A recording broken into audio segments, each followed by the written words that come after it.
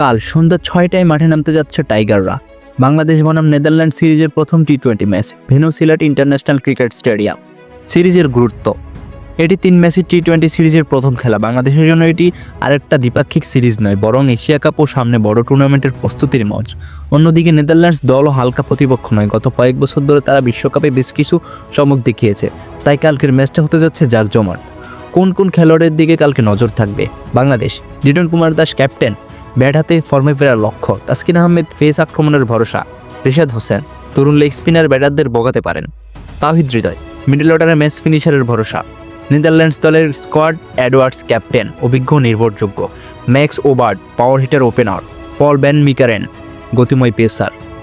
বাইক্রামজিৎ সিং আক্রমণাত্মক ব্যাটিং স্টাইলে পরিচিত। ম্যাচের রং, বাংলাদেশের নিজেদের মাটিতে সবসময় আলাদা আত্মবিশ্বাস নিয়ে মাঠে নামে। তবে ডাচরা যে হালকা প্রতিপক্ষ নয় সেটা সবার জানা।